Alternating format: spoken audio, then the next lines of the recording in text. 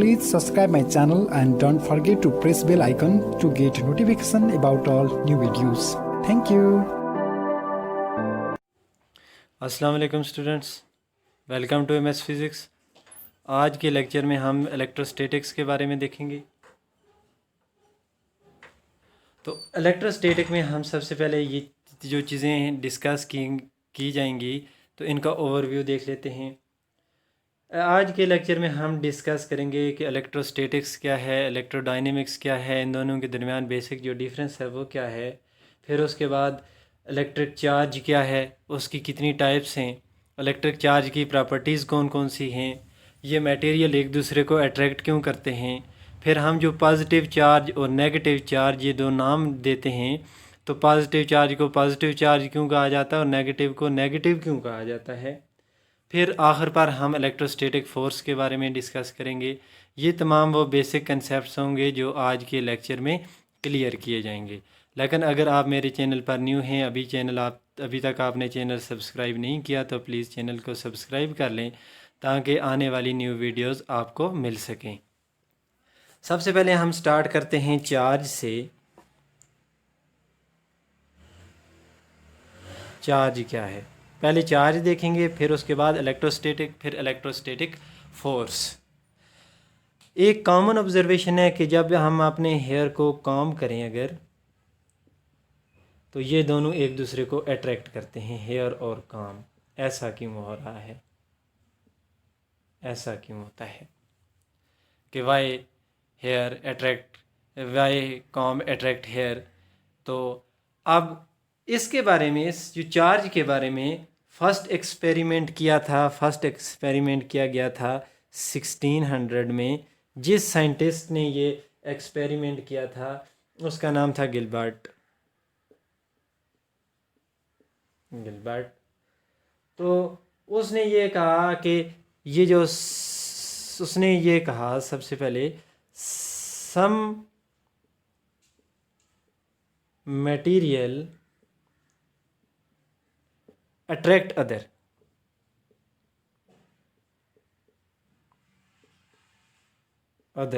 when rubbed,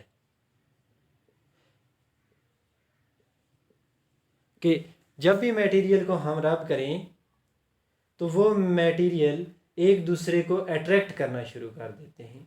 वो material एक दूसरे को भी अट्रैक्ट कर सकते हैं और वो मटेरियल स्मॉल ऑब्जेक्ट्स को भी अट्रैक्ट करते हैं, स्मॉल पार्टिकल्स को अपनी तरफ अट्रैक्ट करते हैं। और इसके आसान सी एग्जांपल क्या है स्मॉल पार्टिकल को अट्रैक्ट करने की, कि आप हेयर को काम करें और उसके बाद काम को छोटे छोटे पीसेस के करीब ले जाएं, पेपर पीसेस के करीब ले जाएं, तो वो पेपर पीसेस को अपनी तरफ अट्रैक्ट करेगा, काम अट्रैक्ट करेगा। तो ये उसने एक्सपेरिमेंट किया। इस एक्सपेरिमेंट से ये शो हुआ कि जब एक मटेरियल को दूसरे मटेरियल के साथ रब किया जाए तो वो मटेरियल क्या करता है, वो मटेरियल दूसरे मटेरियल को अट्रैक्ट भी कर सकता है और स्मॉल ऑब्जेक्ट्स को भी अट्रैक्ट कर सकता है। और उसके बाद फिर एक और एक्सपेरिमेंट किया गया जिसमें एक ग्लास रॉड को सिल्क के साथ रब किया। पहले क्या किया, हाँ, एक ग्लास रॉड लिया, उसको रब किया विद सिल्क,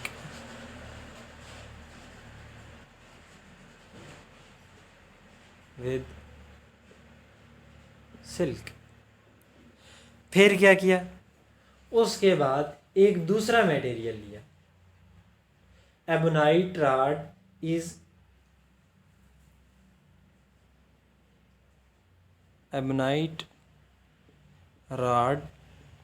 अब इस एबोनाइट रॉड को रब किया विद एनिमल फर के साथ। और यहाँ पर दो मटेरियल यूज़ किए थे, एनिमल फर और फ्लैनल। तो क्या ऑब्ज़र्व किया कि जब ये वाली कंडीशन हो कि आप ग्लास रॉड को सिल्क के साथ रब करें या एबोनाइट रॉड को एनिमल फर वगैरह के साथ रब करें, तो इन रॉड में एक प्रॉपर्टी आ जाती है लाइट ऑब्जेक्ट को अट्रैक्ट करने की। तो ये लाइट ऑब्जेक्ट को अट्रैक्ट करते हैं, attract light object, light objects. तो ये लाइट ऑब्जेक्ट्स को क्या करना शुरू कर देते हैं, अट्रैक्ट करना शुरू कर देते हैं। ये इनके अंदर रब करने की वजह से प्रॉपर्टी है ये। तो ये प्रॉपर्टी पहले नहीं मौजूद थी। पहले ये पार्टिकल एक दूसरे को, ये ऑब्जेक्ट, ये मटेरियल एक दूसरे को, ये लाइट पार्टिकल को अट्रैक्ट नहीं कर रहे थे। तो ये प्रॉपर्टी किसकी वजह से आई है, ये प्रॉपर्टी सिर्फ रब करने की वजह से आई है। तो साइंटिफिक लैंग्वेज में इसको हम क्या कहते हैं, साइंटिफिक लैंग्वेज में इसको हम कहते हैं काम ग्लास रॉड और एबोनाइट रॉड इज़ इलेक्ट्रीफाइड और इलेक्ट्रिकली चार्ज। हम इसके लिए साइंटिफिक जो नाम यूज़ करते हैं कि जो भी मटेरियल है, चाहे वो ग्लास रॉड है, चाहे वो एबोनाइट रॉड है,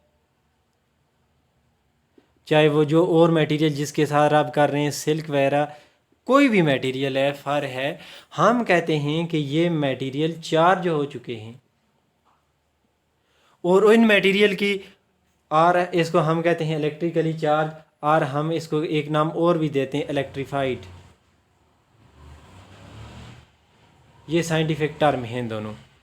तो इन मटेरियल के पास कौन सी प्रॉपर्टी ऐसी आई है जिसकी वजह से ये अट्रैक्ट करते हैं? तो आंसर है इनके पास ये प्रॉपर्टी है, चार्ज। वो प्रॉपर्टी है किसी भी मटेरियल के पास जिसकी वजह से डिफरेंट ऑब्जेक्ट एक दूसरे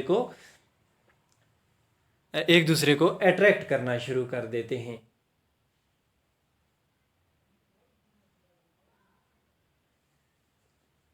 तो ये अट्रैक्ट करने की जो प्रॉपर्टी है, इस अट्रैक्ट करने की प्रॉपर्टी को अट्रैक्शन प्रॉपर्टी, इसको हम नाम देते हैं इलेक्ट्रिक चार्ज का।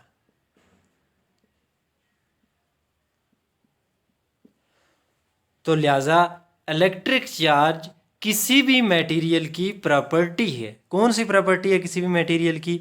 जिसकी वजह से डिफरेंट मटेरियल्स एक दूसरे को अट्रैक्ट कर रहे हैं।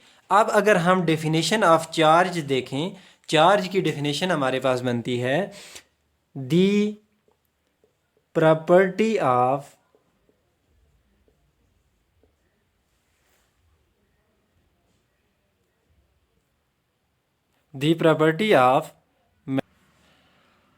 अब इलेक्ट्रिक चार्ज की डेफिनेशन क्या बनी? Electric charge is the property, electric charge property है किसी भी मटेरियल की due to which it exert force of attraction और रिपल्शन ऑन अदर मटेरियल। कि किसी भी मटेरियल की वो प्रॉपर्टी जिसकी वजह से वो दूसरे मटेरियल पर फोर्स ऑफ अट्रैक्शन या फोर्स ऑफ रिपल्शन लगाए, तो मटेरियल की इस प्रॉपर्टी को हम इलेक्ट्रिक चार्ज का नाम देते हैं।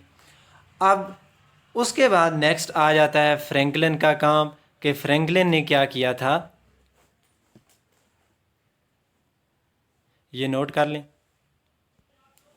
अब फ्रैंकलिन ने ये कहा कि अगर ग्लास रॉड को सिल्क के साथ रब करें तो ग्लास रॉड पर जो चार्ज आएगा उसको हम पॉजिटिव चार्ज कहते हैं, और अगर एबोनाइट रॉड को फर के साथ रब करें तो जो चार्ज आएगा उसको नाम दिया था नेगेटिव चार्ज का। अब उसने ऐसा क्यों किया कि पॉजिटिव चार्ज और नेगेटिव चार्ज नाम क्यों रखा?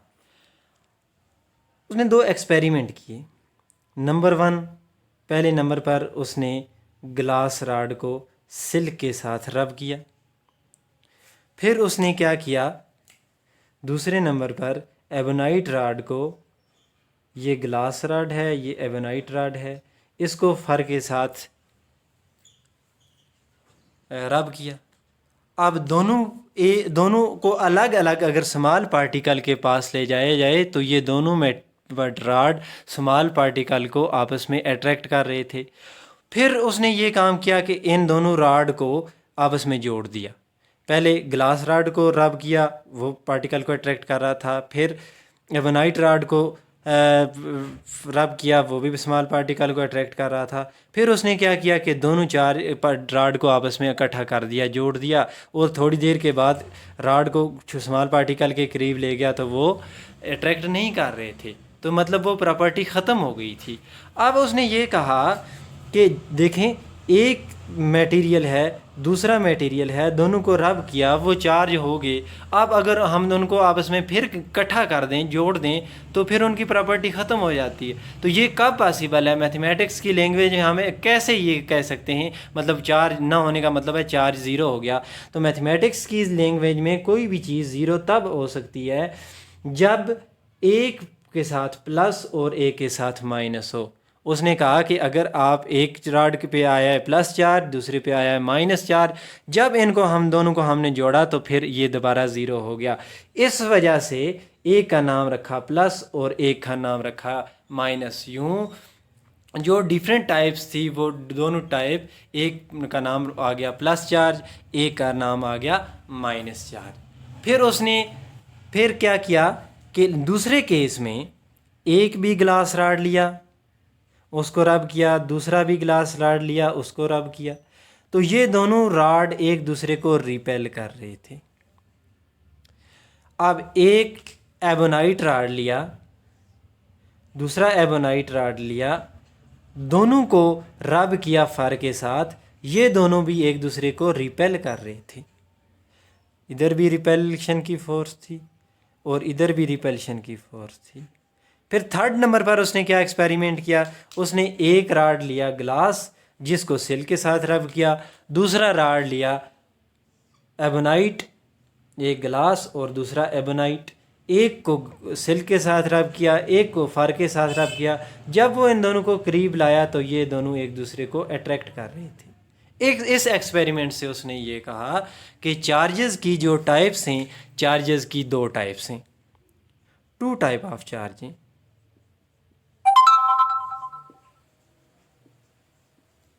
To type of charge. अब उसने ये फिर चूँकि ग्लास पहले भी केस में भी सेल के साथ रब हुआ, दूसरे केस में भी ग्लास सेल के साथ रब हुआ। अब यहाँ कॉमन ऑब्जर्वेशन की बात है, सेम चार्ज प्रोड्यूस होना चाहिए। एबोनाइट राड दोनों को फर के साथ रब किया, सेम चार्ज होना चाहिए। तो इससे उसने कंक्लूजन ये निकाला, जब ये चार्जेस सेम हों तो रिपेल करते हैं। और तीसरे एक्सपेरिमेंट में एक को ग्लास को सिल के साथ, एबोनाइट को फर के साथ रब करने के बाद जब वो करीब लाया, ये चार्जेस अट्रैक्ट कर रहे थे। उसने ये कहा चूँकि यहाँ डिफरेंट चार्जेस प्रोड्यूस होंगे, तो लिहाजा उसने कहा कि different charges attract each other. अब कौन कौन से उसने कहा कि डिफरेंट चार्जेस हो सकते हैं? दो टाइप के चार्जेस हो सकते हैं। एक का नाम रखा है प्लस चार्ज, एक का नाम रखा है माइनस चार्ज। अब प्लस और माइनस किस बेस पर कहा जाता है ये अभी मैंने आपको समझाया है, ये बात मुझे बताई है। अगर नोट कर लें ये सब। नेक्स्ट हम ये डिस्कस करेंगे, क्वेश्चन है एक, why material acquire charge on rubbing, कि अगर मटेरियल को हम रब करें तो इनमें चार्ज क्यों आ जाता है। तो इसके लिए थोड़ी बेसिक चीज़ें हैं वो आपको पता होनी ज़रूरी हैं कि किसी भी एटम में नंबर ऑफ़ प्रोटॉन, न्यूक्लियस में प्रोटॉन और न्यूट्रॉन होते हैं और उसके बाहर इलेक्ट्रॉन्स घूम रहे होते हैं, और नंबर ऑफ़ प्रोटॉन और नंबर ऑफ़ इलेक्ट्रॉन ये दोनों आपस में बराबर होते हैं। यानी जितने प्लस चार्जेस इतने ही साथ माइनस चार्जेस, जो नेट चार्ज है वो ज़ीरो हो जाएगा, नेट चार्ज ज़ीरो, और as atom as a whole neutral होता है। ये वैसे रिव्यू सा था, ये बेसिक चीज़ें आपने पढ़ी हुई हैं। अब यहाँ होता है ऐसा है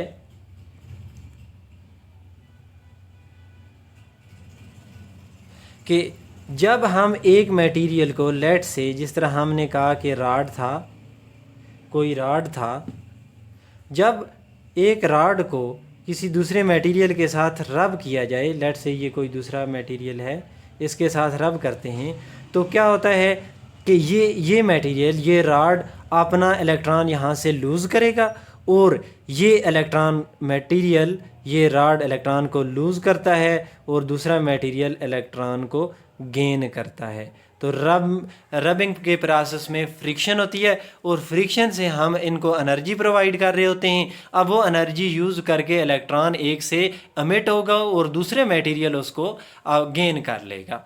अब जहाँ से इलेक्ट्रॉन एमिट होता है वहाँ पर, जहाँ जिस मटेरियल से इलेक्ट्रॉन एमिट होता है वहाँ इलेक्ट्रॉन की डिफिशिएंसी हो जाती है, और जहाँ जो मटेरियल इलेक्ट्रॉन को गेन करेगा वहाँ इलेक्ट्रॉन की एफिशिएंसी हो जाएगी, इलेक्ट्रॉन ज़्यादा हो जाएंगे प्लस इसकी निस्बत प्रोटॉन की निस्बत। फॉर एग्ज़ाम्पल ये एक मटेरियल था, इसमें 3 + 3 चार्जेस थे। दूसरा मटेरियल था, इसमें 4 + 4 थे। दोनों न्यूट्रल थे, दोनों पर कोई चार्ज नहीं था। अब अगर रबिंग प्रोसेस में क्या हुआ, इस मटेरियल से एक इलेक्ट्रॉन निकला और इधर आ गया। अब यहाँ देखें, जो पॉजिटिव चार्जेस हैं वो 3 हैं, जो नेगेटिव चार्जेस हैं वो 2 हैं। 2 चार्जेस का अफेक्ट तो ये ख़त्म हो जाएगा, लेकिन एक चार्ज का अफेक्ट ख़त्म करने वाला इलेक्ट्रॉन निकल गया। अब इस मटेरियल पे कौन सा चार्ज आ गया, पॉजिटिव चार्ज, और इसमें एक एक्स्ट्रा इलेक्ट्रॉन जब आएगा तो 4 प्लस चार्जेस माइनस का अफेक्ट ख़त्म कर देंगे, लेकिन एक्स्ट्रा इलेक्ट्रॉन का अफेक्ट यहाँ से ख़त्म नहीं होगा। तो यहाँ पर इस मटेरियल पर ओवरऑल नेगेटिव चार्ज आ जाएगा। तो जहाँ इलेक्ट्रॉन की डिफिशिएंसी हो वहाँ पॉजिटिव चार्ज आ जाता है, और जहाँ इलेक्ट्रॉन की एफिशिएंसी हो वहाँ नेगेटिव चार्ज आ जाता है। तो ये वो बेसिक वजह है कि जब हम मटेरियल को रब करते हैं तो उसके रबिंग प्रोसेस में मटेरियल चार्ज हो जाते हैं, उन पर चार्ज हो जाता है, चार्ज आ जाता है।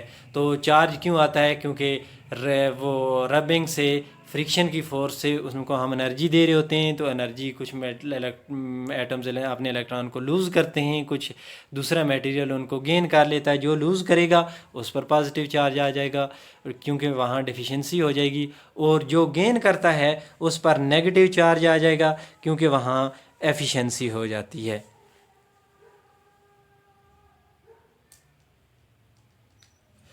अच्छा, इलेक्ट्रोस्टैटिक फोर्स।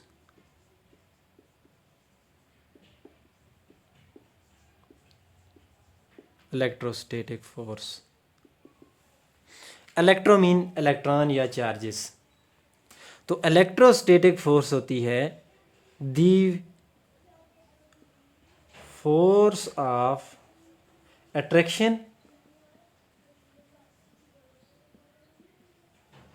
और repulsion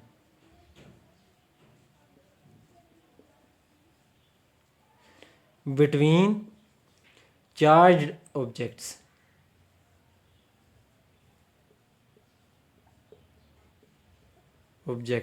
is called electrostatic force। कि चार्ज ऑब्जेक्ट के दरमियान जो फोर्स है, इस फोर्स को हम इलेक्ट्रोस्टैटिक फोर्स कहते हैं। इलेक्ट्रोस्टैटिक फोर्स का काज चार्ज है, कि चार्ज होगा तो इलेक्ट्रोस्टैटिक फोर्स होगी। तो इस फोर्स की रीज़न क्या है, इस फोर्स की रीज़न मटेरियल के ऊपर वो चार्ज है। नेक्स्ट उसके बाद अब हम इस पोजीशन में हैं कि इलेक्ट्रोस्टैटिक्स को डिफ़ाइन करें। अब ये जो इलेक्ट्रिसिटी है, स्टडी ऑफ इलेक्ट्रिसिटी,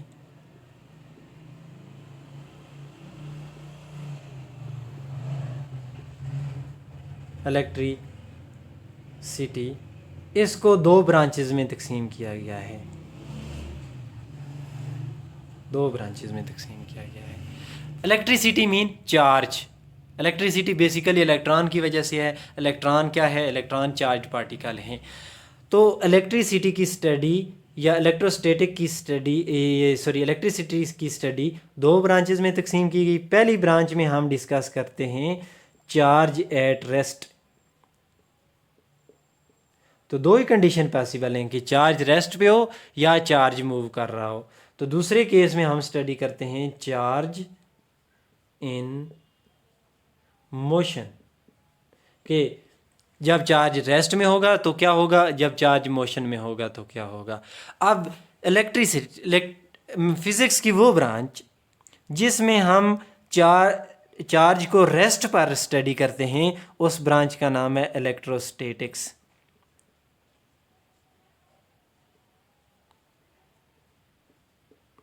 और फिजिक्स की वो ब्रांच जिसमें हम चार्ज को मोशन में डिस्कस करते हैं, चार्ज इन द मोशन, उसका नाम है इलेक्ट्रोडायनामिक्स।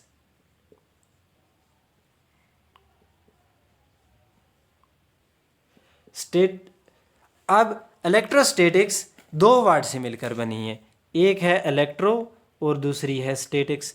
इलेक्ट्रो का क्या मतलब है? इलेक्ट्रो का मतलब है, हम इलेक्ट्रो के से हमारे जहन में क्या क्या ऐसे वर्ड आ सकते हैं। इलेक्ट्रो का मतलब इलेक्ट्रिसिटी, इलेक्ट्रो का मतलब इलेक्ट्रॉन। अब इलेक्ट्रॉन चूँकि चार्ज पार्टिकल हैं, लिहाजा इलेक्ट्रो का मतलब होता है चार्ज भी हो सकता है। स्टैटिक्स का मतलब है रेस्ट। तो फिज़िक्स की वो ब्रांच जिसमें हम इलेक्ट्रॉन को, चार्ज को, इलेक्ट्रिसिटी तो हम यहाँ लफ्ज़ नहीं यूज़ करते, क्योंकि इलेक्ट्रिसिटी जो मोशन ऑफ चार्ज है, या वो एक स्पेशल केस हो जाता है, हम जर्नल बात करते हैं चार्ज की। अगर फिज़िक्स की वो ब्रांच जिसमें हम चार्ज को रेस्ट पर डिस्कस करें, फिज़िक्स की उस ब्रांच का नाम है इलेक्ट्रोस्टैटिक्स। जबकि इलेक्ट्रोडायनामिक्स क्या है? डायनामिक्स का मतलब होता है मोशन, कि अगर हम इलेक्ट्रो मीन चार्ज, अगर हम चार्ज को मोशन में डिस्कस करें तो वो इलेक्ट्रोडायनामिक्स है। लिहाजा यहाँ से हम इलेक्ट्रोस्टैटिक्स की डेफिनेशन लिख लेते हैं, द स्टडी ऑफ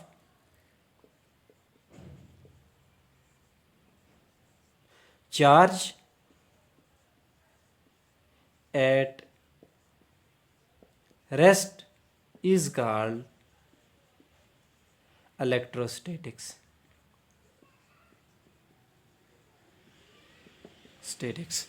के चार्ज की स्टडी रेस्ट पोजीशन में, रेस्ट पर चार्ज की स्टडी, उसको हम क्या कहते हैं? इलेक्ट्रोस्टैटिक्स। चार्ज की स्टडी का मतलब है चार्ज का बिहेवियर, चार्ज की प्रॉपर्टीज़ वगैरह को डिस्कस करना। नेक्स्ट लेक्चर तक के लिए अल्लाह हाफ़िज़। अगर ये वीडियो आपको अच्छी लगी तो लाइक, शेयर, सब्सक्राइब और कमेंट ज़रूर कीजिएगा।